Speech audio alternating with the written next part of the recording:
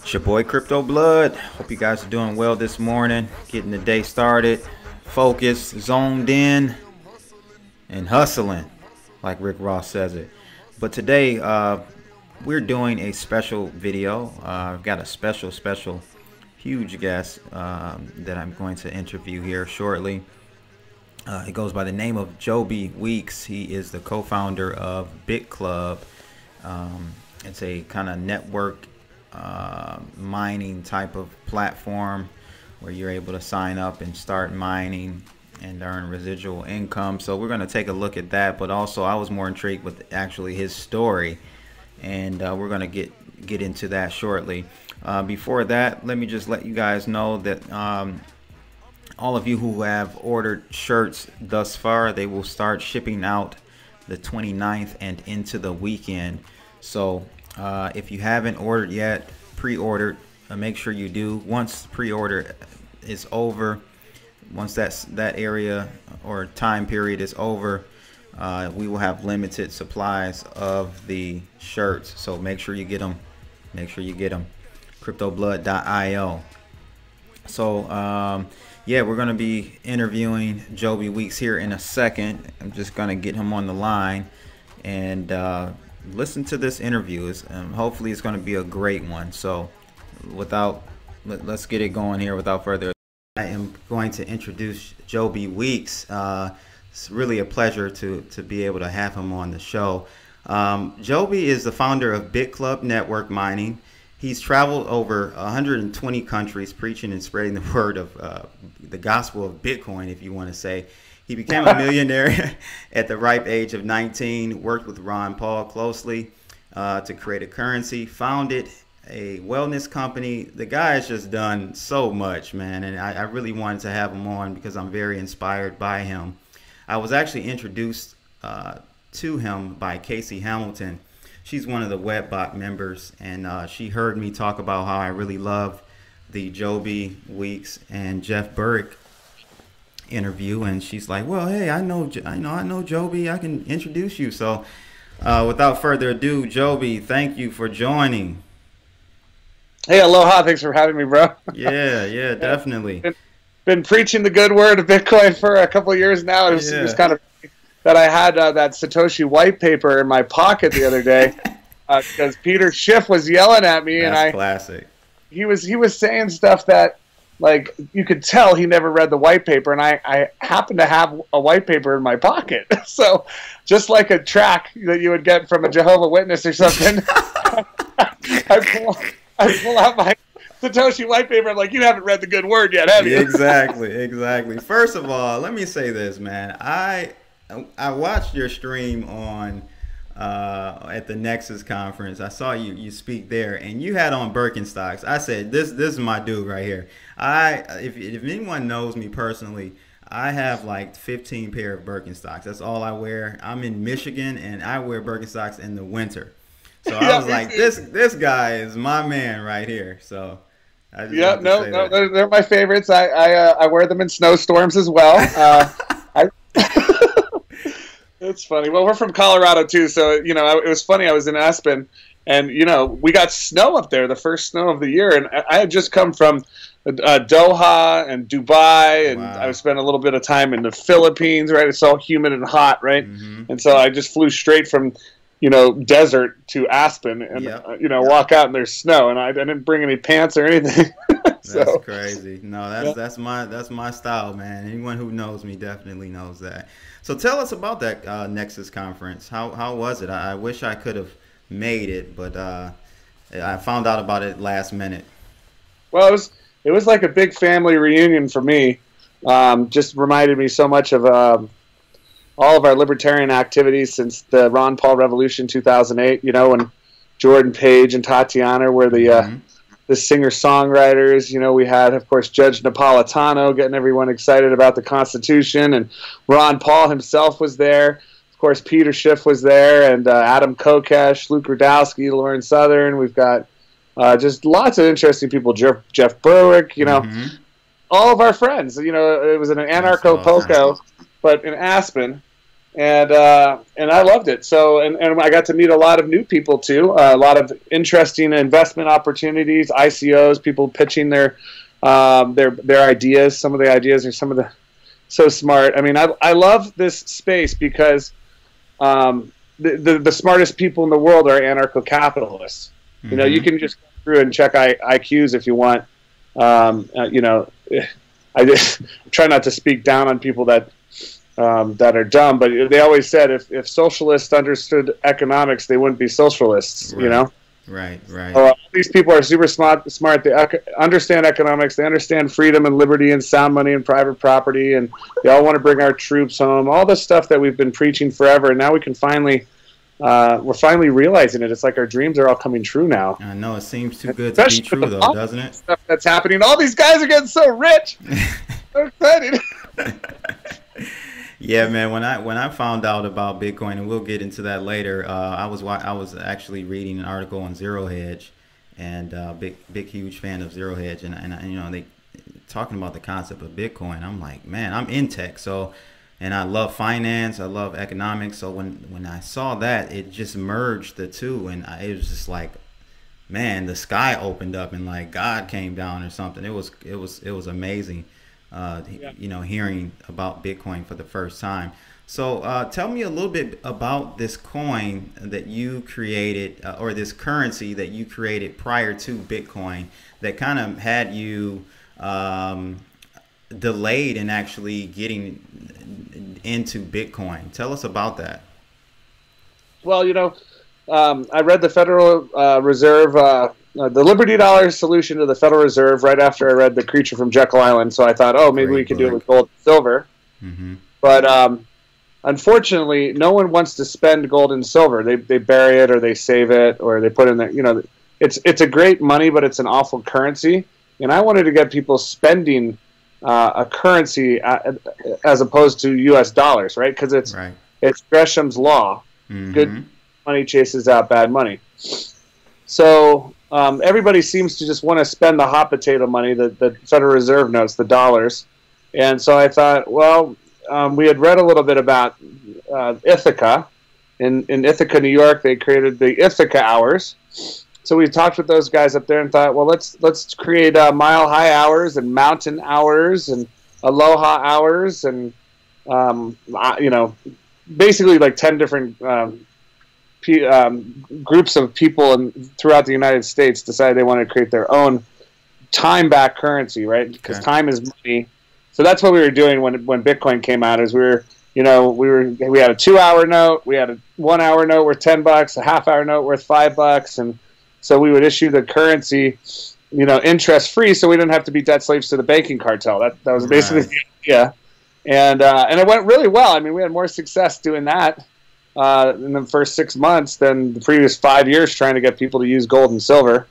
So that was with my friend Wayne Walton in Breckenridge, Colorado, and he's still all about, you know, mountain hours. Okay. He still hasn't figured out Bitcoin yet. It's so sad. I'm like, know, good buddies, and I'm trying to explain the blockchain to him, but he just can't comprehend the blockchain yet. You know, I don't know how long it's going to take him to figure it out, but he still hasn't gotten it yet.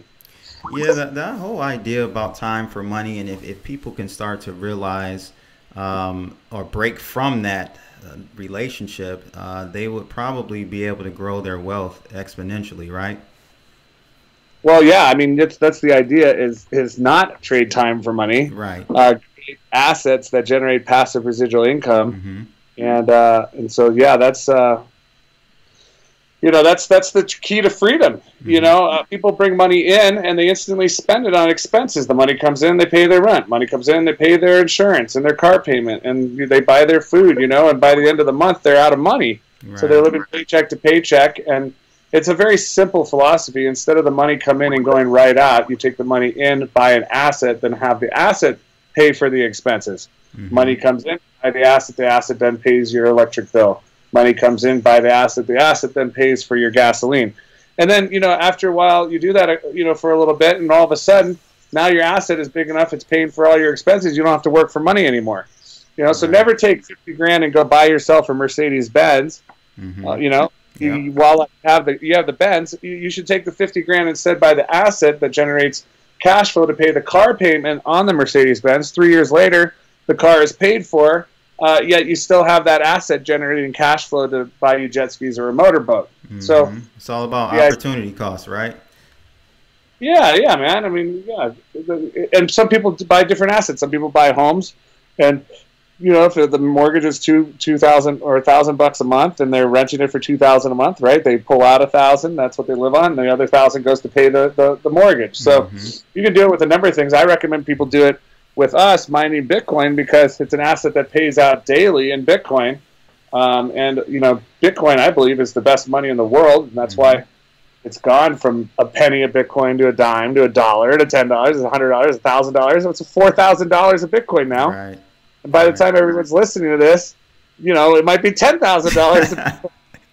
Right. So you talked about how you got into Bitcoin. Someone finally convinced you to throw $200 at it, and how hard it was. And I was laughing because I had the same experience. Like the night I read that article on Zero Hedge, I actually did some research. It was about 1:30 in the morning, and it took me about like 30 minutes to figure out. And I went to CVS, and at that point, Charlie Shrum, he had his company up. I would wire or act as though I was paying a bill, wire it to the account, and then I was credited the USD, and then I bought Bitcoin. So tell us about how hard it was for you. You got in a little bit way before me, but yeah, tell us about that. Well, I remember BitInstant came out, and I was like, wow, that's such an easy way to do it. Because for me, man, I had to go down with cash and buy the green dot card, and then I had to figure out what the Tor was and download that, go to the dark web and find the Silk Road, and then create an account and go over, find some seller that sells Bitcoin. Because on the Silk Road, you could buy everything. Right. Not just drugs. You could buy tons of stuff. It was like Amazon. It was awesome. And anyways, I found somebody that sold Bitcoin. He had 5 stars. He had about 100 some odd votes, not votes or whatever. And so I was like, well, here goes nothing. So I just typed in the green dot code, and next thing I know, I got Bitcoin in my Silk Road account. And I was like, wow, that's cool. Yeah, that was awesome. And so I didn't really think about it. I just kind of just sat there on the Silk Road, and but then I came back about a year later, and man, it went from my $200 was worth like 50 grand, and now 250 Bitcoin is worth over $1 million. Amazing, yeah, amazing. So you also mentioned I love this one. You said reading books growing up. You're reading different, books on wealth and becoming wealthy and all of that. And it ended up making you psychologically unemployable. And I was cracking up when I heard that, man, because my wife always teases me. I run a couple of businesses myself now. It's been over 12 years. And she feels like I'm psychologically unemployable now, too, because I've been like, you kind of drink the Kool-Aid and you figure out what's what. And Tell us about that whole term you kind of coined. Yeah, well, I didn't really coin it. I remember meeting a guy at one of these events that wrote a book that said something about psychologically unemployable or something. So I'd love to take credit for it, but it wasn't me who coined the term. I don't know. I mean, you start hanging out with Jim Rohn and Brian Tracy and Tom Hopkins and Big Al Tom Schneider and just Dennis Waitley and all these guys that wrote these incredible books that are so empowering. I watched that movie The Secret a bunch of times. Read the book Science of Getting Rich, Wallace D. Wattles' book. All the Rich Dad Poor Dad books that Robert Kiyosaki wrote. So I'm like sitting here thinking to myself, man, I just can't work for other people. It wasn't exciting to me. Trading time for money and having to, run the rat race. I just wanted to, by the time I was basically done, the word wages is a swear word. You know how sometimes there's like words that really trigger you? I don't, every group has a different word that pisses them off, right? For me, like if I ever hear someone like talking wages, they want their wages and all that. That's just poor people talk, man. And I don't want to be around that. So That's you became a millionaire initially when you were young, man, like 19, right? yeah. So how did that come about? Well, I was focusing on trends and who creates the trends. The baby boomers create the trends, right? So every 8 seconds, somebody turns 68 years old. Every 8 seconds. So what would 1,068,000,000 want? You get rich if you can guess what 1,068,000,000 want. Right. If you follow the baby boomers throughout history, they're the ones that control trillions of dollars of wealth and purchasing power, spending power, and so anybody who's been able to guess what the baby boomers would want are the ones that get super rich. Whether if there's a billion babies, what do they want? Baby food, right? A billion people turning 16, what do they want? Cars, right? So Ford Mustang and stuff, they sold 100 million cars. Then what happens when a billion people get in their 20s? They go to college, and then they need homes, so you got the housing boom. Well, now a billion people are turning 68 years old every 8 seconds, right? So what do they want? They want to look and feel 28, right? So I figured I'd get into wellness and anti-aging stuff because every baby boomer I know is interested in getting their youth back. So that's where I started focusing on, wellness products, vitamins and minerals and antioxidants and glyconutrients and phytosterols and digestive enzymes and probiotics and all the stuff you need basically to replicate a new body, and sold those products on the internet.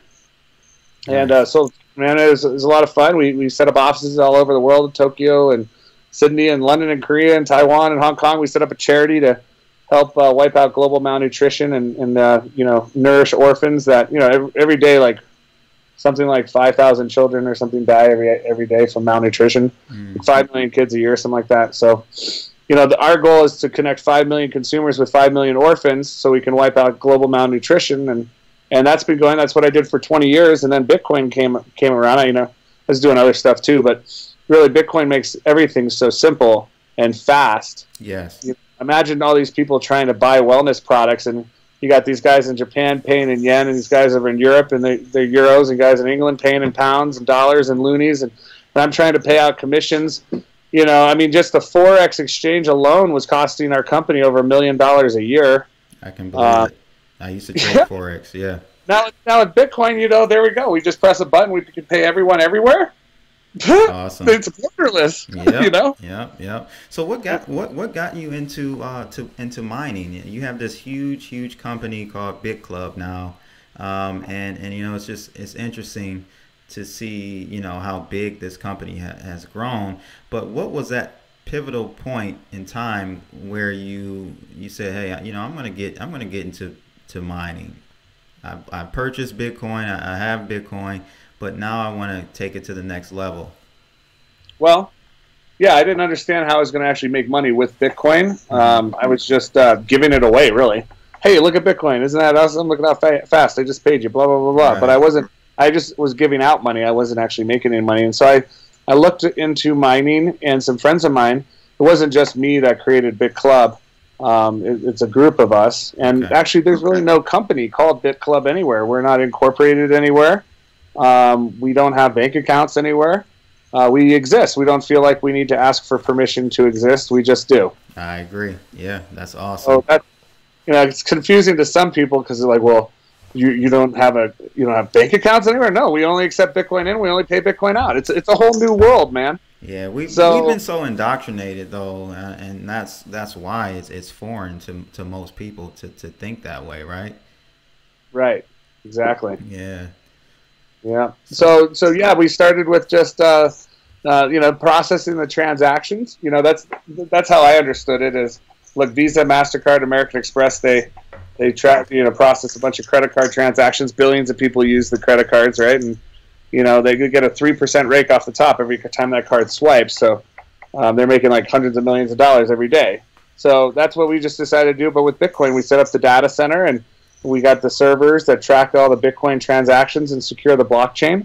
And we're just basically crowdfunding the data center. And people can buy shares, which equates to mining equipment. You're actually buying physical Bitcoin mining hardware that you can take delivery of anytime. But we all just ship it up to Iceland because the power up there is inexpensive and it's you know, and it's cold in Iceland, so you don't have to spend a lot of money on electricity to run air conditioning units and stuff like that. I mined for a few years after getting into Bitcoin. I used to mine script coins when Litecoin was, you know, kind of the second coin to come out. I used to mine all of those coins, man. And my basement, I tell this story all the time. My basement would be so hot that in the winter I would not need to turn the heat on. It would just heat the entire home. And my wife would be, you know, all grumpy and pissed off about it. But it really, the concept of creating your own, like literally being your own Federal Reserve, but without the manipulation, is just an awesome idea, right?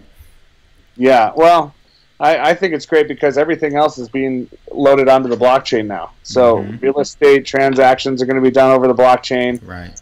Automobile, barrels of oil, shipping containers, you know, I mean, votes in elections, everything you can think of, all the assets out there are being digitized and tokenized and put up on the blockchain. So, you know, whenever anything happens on the blockchain, we as the miners get a piece of it. So that's what I like most about it is we just kind of get to, eventually we're going to be overriding the entire global economy, you know? Yeah.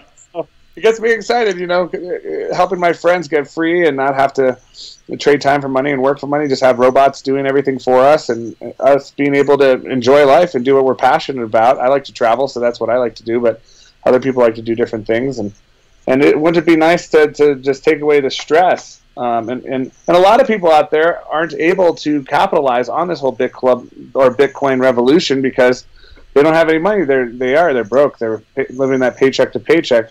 Well, with Bitclub, we've created a way for them to earn Bitcoin, you know, use sweat equity and help us crowdfund the data center. And by earning Bitcoin, they're not going to miss out. And so that's one of the main reasons why we started the club in the first place, is to help all the little people be able to capitalize and build a team and you know, go full time in promoting Bitcoin. Nice. So what happens when we kind of move from nano chips into the quantum chipsets in the future regarding mining? What do you think that landscape will look like? Well, I mean, there's a lot of speculation out there. I mean, we've gone from the iPhone 3 to the iPhone 4 to the iPhone 5 to 6 to 7. Now, what is it, iPhone 8 now? So, I mean, yes, same in mining. We've gone from the S3s, S5s, S7s. Now we're on the S9s, right? Who knows? I mean, if they come out with chips, we're going to buy the chips. We're going to mine with them. I don't know anybody. I mean, these guys that I'm talking to, they're having a hard time beating 16 nanometer chips right now. Right. And so, you know, we got until the year 2140 to mine Bitcoin, until the last Bitcoin is mined. But then we'll still collect all the transaction fees, you know. So that's a cool thing, because this could potentially be something that goes on and on and on forever. Depending on how many people, you know, use it. Right now, I know Coinbase has about 10 million wallets that they've set up, and that's starting to catch on all over the world. I mean, everywhere I go, I can buy anything I want now with Bitcoin. I can put it on a Visa card, and spend it anywhere Visa is accepted. Yeah, that's what I do a lot. Yeah, it's really gotten a lot more convenient. So you kind of touched on my next question, and that is, like, what does it look like when the last Bitcoin is mined? We most likely won't be around, but what, like, will there be a drop in profitability, or do you think the price of Bitcoin will be so high that even the small fractions that people are able to get from mining will be significant? Well, I mean, I think the transaction fee, I don't know, this isn't 100 years from now. We're all going to be dead. Right. No idea. But, you know, I think Bitcoin's going to be $10,000 by the next halving, and it very well could go to $100,000 by the halving after that. I think about 5 million of the 15 million Bitcoins that are out there are locked up in wallets that no one can even get to. Right. So, I mean, it's going to be more and more scarce, and scarcity is what, like, people like gold and silver. It's scarce. You can't just print silver and gold out of thin air. You can't print Bitcoin out of thin air. So people like that. You go to Venezuela and Zimbabwe and all these countries where they just hyperinflate their currency. All those people have learned not to trust their government. I mean, we don't have to trust government or bureaucrats or bankers anymore with Bitcoin, because it's backed by math. 2 + 2 will always be 4. And that's what I really like about Bitcoin is it takes away the need to trust these untrustworthy individuals that run the banking cartel, Right. And I don't know if you ever got a chance to get to talk or follow up with Peter Schiff after you gave him that white paper. Did you get a chance to talk with him? Yeah, I did. I gave him the white paper, pulled him aside afterwards. I asked him, "Has anyone taken the time to give you some Bitcoin?" He said, "No." I said, "Well, can I give you your first Bitcoin?" He said, "Sure." So, I mean, I was like Peter Schiff, man. I was the gold bug. I used to speak out Bitcoin. I didn't understand it, man. And then once I understood the blockchain, then I was like, oh man, I kind of had to go back with my tail between my legs and admit that I was wrong. And like, it's hard to admit that you're wrong, especially when you're famous, like Peter Schiff. Right. Then everyone tells you you're an idiot, and like he's got an ego. Of course, right. So it's kind of hard. I mean, he's gonna have to do it because it's self-evident, but like it's gonna be hard for him because, man, has he really dug his feet in the ground, kicking and screaming, not wanting to accept the fact that Bitcoin's here to stay, man. I think he secretly owns Bitcoin. He just doesn't want to tell anyone. Well, he didn't. No, I don't think so. I don't think so. Oh man, that's bad. He is really, really ignorant on the subject. He's such a smart guy, man. That's what really pisses me off about it. Well, he's smart, but he's not. He. That's the problem with smart people. They think they know it all. Right. So right. It's like they say, a prophet is never accepted in his hometown. It's I don't know. That's kind of how it goes, bro. It's So let's shift gears a little bit. I wanted to talk about, because I'm in, I agree with you where our current state and as far as our educational system is. I went to college for 4.5, almost 5 years, and decided to just stop. I honestly didn't want to go to college, but it was kind of that thing where your parents, my parents wanted to say that my kid was in college just like yours, one of those things. So I was kind of forced into college, and once I got there, I immediately knew this was a bunch of bull. And I actually started my web development company in college, and so by the time I got near the end of my career at college, I was just like, I'm done with this, man. So tell me, like, I know you went, you became a millionaire at 19 and kind of skipped out on college, and tell me, kind of give me a little bit about that and your thoughts on the current educational system and how that can change, or should change, I should say. Well, because governments got involved with college, I mean, you can see the tuition is just skyrocketing because they're, it frustrates me because, we can get all this information on the internet for free. Yep. And so it's like, why do people pay an exorbitant amount of money, get themselves in debt, and then by the time they graduate college, right, say you're a doctor, right, so you go to college for like whatever it is, 4 years, and then medical school and blah, blah, blah. 12 years later, you're finally out, right? And now you're so in debt up to your eyeballs that you have to, like, toe the line. You can only, prescribe what's standard of care because your malpractice insurance only covers things that are standard of care, right? Right. You don't want to get your medical license stripped from you because you still are in debt up to your eyeballs, right? Toe the line, prescribe the deadly, debilitating, destructive, addictive, toxic pharmaceutical drugs instead of focusing on wellness and natural cures, because God forbid we start curing cancer in this country. Right. So, yeah, man, it's a sad thing, and they hold it like a noose around this guy's neck. And why would you want to put yourself through that? I don't know why anyone would even want a job to begin with. Working jobs suck. Yeah. I would much rather have money work for me than me having to work for money. Right. So, that's what Carnegie always said. He said it's better to have the 1% of the efforts of 1,000 people than 1,000% of your own efforts. Or, you know what I'm saying? 100% of your own efforts. Right. 1% of the efforts of 100 different people than 100% of your own efforts. Right. And that's the point. It's like, I meet a lot of these people that like are lone wolf dudes that want to go out on their own and make it on their own, and individualists and all this stuff, and they're missing the whole point. about creating leverage, about creating passive residual income. You know, why would you want to do everything yourself? I was always told never do anything yourself that you can pay someone else to do. So that's basically how I live my life, and it's really great. I mean, you got the 4-hour work week. You've got all these things available to you. All you got to do is just sit down and, you know, give yourself a college degree that way, with reading about how to be an entrepreneur, how to buy assets, how to position yourself in front of these trends and connecting people. I mean, they say your net worth is the size of your network.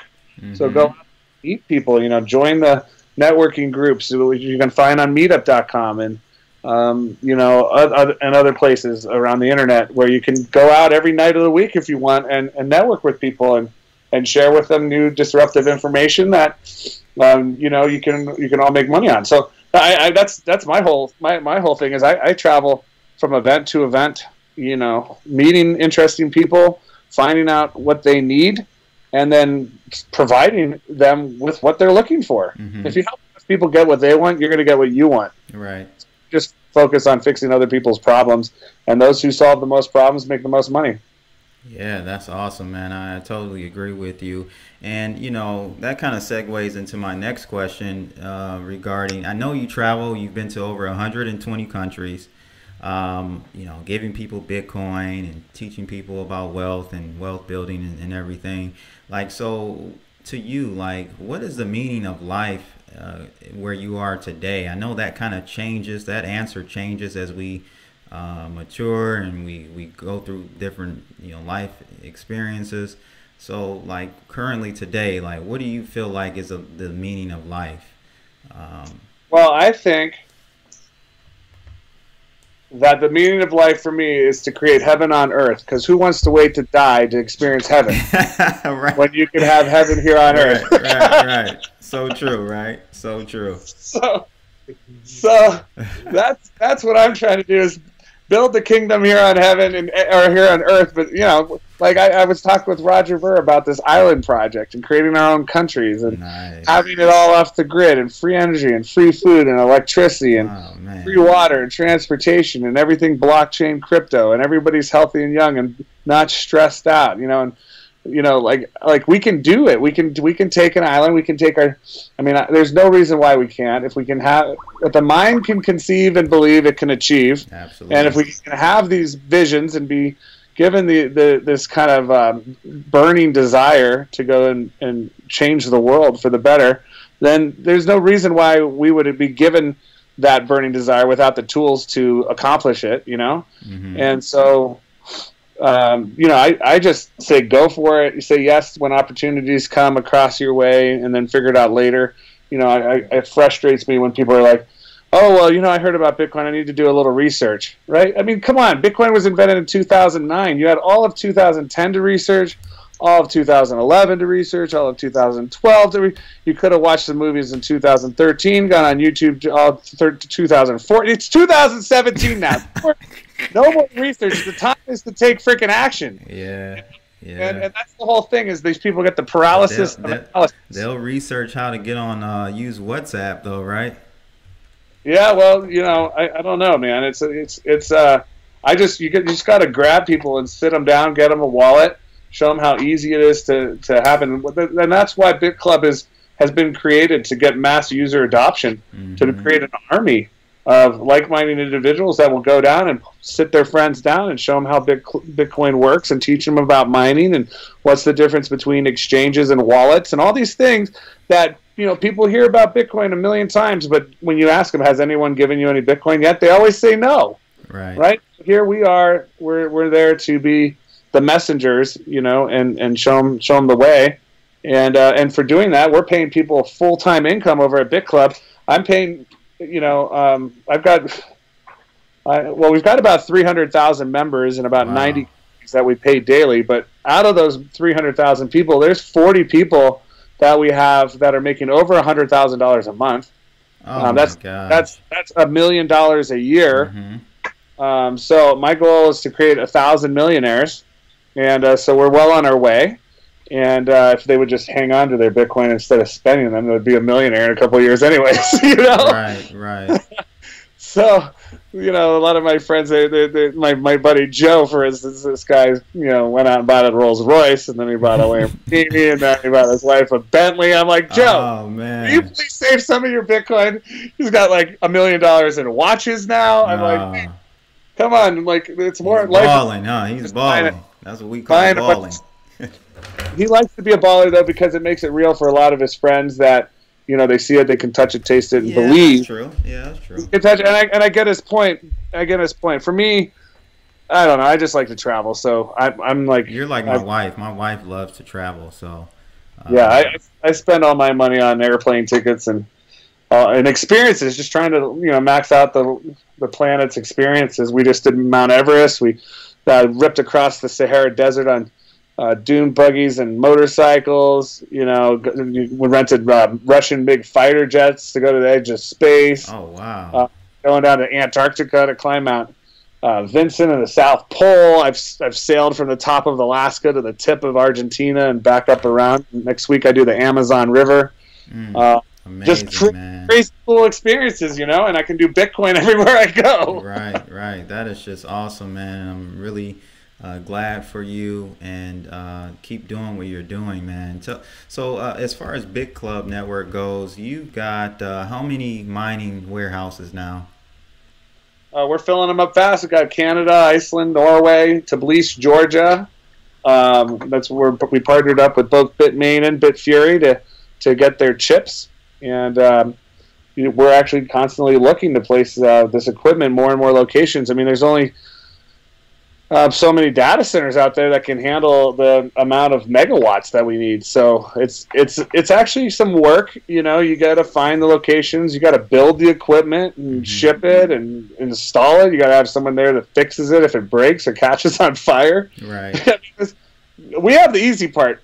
The members of Bitclub have the easy part. All we have to do is promote Bitcoin, right? And you know, and get excited and tell our friends that they should mine Bitcoin with us. That's all we have to do. Raise the money. That's the easy part. The actual work and the hard part is building this stuff. You got to actually build these data centers, build these hydroelectric dams, and these solar farms, and these geothermal power plants. You know, it's going to be over when we finally get our hands on free energy, though, right? I think that's happening. Yeah, I think it already exists. I think the government is really holding back on a lot of that.